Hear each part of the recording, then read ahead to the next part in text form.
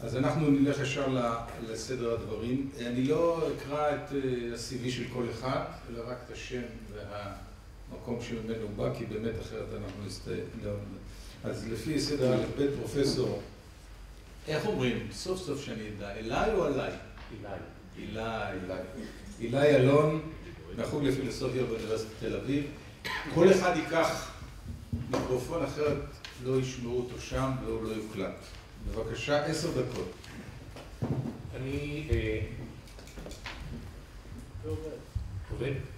אני אעסוק בצד שהוא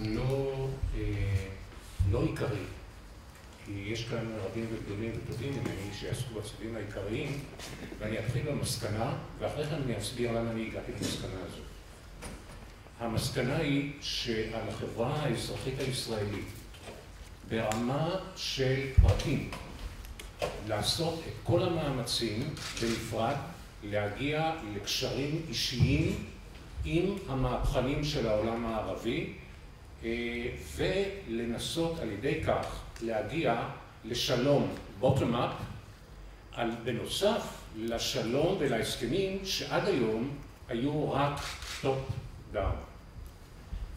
ולהסביר את ההצעה. כמה מילים של רקע. עד היום, בגדול, למיטב הבנתי, המזרח התיכון היה מחולק אנכית. מדינות, דתות, כאשר הקבוצות האלה של מדינות וחלוקה אנכית קבעו את האינטרסים. והאינטרסים, מטבע הדברים, הם פוליטיים, צבאיים, ואנחנו רואים את זה בצורת הסכסוך שנמשך כל כך הרבה זמן. האביב הערבי, או מה שמתכנה האביב הערבי, או המהפכה במזרח התיכון, כי אני רוצה לכלול את ישראל באותה תופעה, הוסיף ממד של חלוקה אופקית, לא רק חלוקה אנכית. החלוקה האופקית קובעת שתי קבוצות נוספות לפחות, נאמר צעירים מול מבוגרים, נאמר נחותים כלכלית מול אנשים במצב טוב, וכן הלאה. האינטרסים פה מגדירים לפחות עוד אפשרות של קיבוץ קבוצות, ומכאן סכסוכים מסוג שונה. אם הקבוצה של הצעירים מתלוננת על נושאים כלכליים, זאת תוספת שמוהלת במידה מסוימת את הסכסוך המוגדר על ידי נושאים פוליטיים בלבד.